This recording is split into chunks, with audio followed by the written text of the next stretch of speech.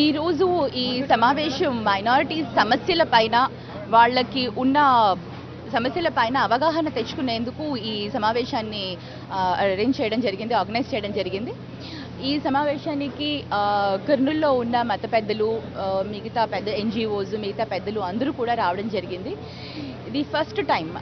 అంటే ఒక సమస్య పైన మనకి అవగాహన అనేది ఉంటేనే దాన్ని మనం పరిష్కరించేందుకు మనకు అవకాశం ఉంటుంది అన్న ఒక కాన్సెప్ట్ తోటి ఈ మీటింగ్ పెట్టడం జరిగింది. సో దీంట్లో ఫస్ట్ ఆఫ్ ఆల్ ఏంటంటే మనకి స్టేట్ గవర్నమెంట్ నుంచి, సెంట్రల్ గవర్నమెంట్ నుంచి ఉన్న స్కీమ్స్ని మనము అది వాళ్ళందరికీ తెలియజేయాలి. ఆ స్కీమ్స్ అనేది మనకి పబ్లిక్కి తెలిస్తే అప్పుడు ఆ స్కీమ్ని యూటిలైజ్ చేసుకునే దానికి వాళ్ళకి ఆపర్చునిటీ అని దొరుకుతుంది.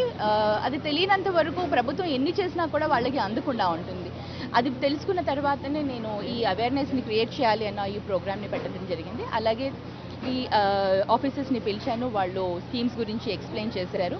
ఇది అయిపోయాక మళ్ళీ ఓపెన్ హౌస్ ఒకటి పెట్టుకొని వాళ్ళ సమస్యల గురించి తెలుసుకొని, కర్నూలుకి యాక్చువల్లీ మనకు పాపులేషన్ ఇక్కడ మైనారిటీస్ ఎక్కువగా ఉన్నారు కాబట్టి వాళ్ళకి కావాల్సిన సౌకర్యాలు ఏంటి, ఇంకా ఏమేమి మనకి లోపించి ఉన్నాయి ఇక్కడ అనేది తెలుసుకొని వాటి గురించి కృషి చేయాలన్న ఒక కాన్సెప్ట్ తోటి, ఒక ఇంట్రెస్ట్ తోటి ఈరోజు ఈ మీటింగ్ని పెట్టుకోవడం జరిగింది.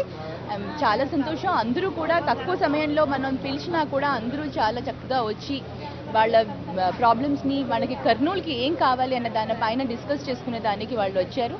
I'm very happy. నేను ఈ అన్నీ కూడా తెలుసుకున్న తర్వాత వీటిపైన కృషి చేసి వీటన్ని సాధించగలుగుతానన్న నమ్మకం కూడా నాకుంది. అందరి సహాయ సహకారాలు కావాలి దీనికోసం. సో దాని గురించి నేను కృషి చేస్తున్నాను. Thank you.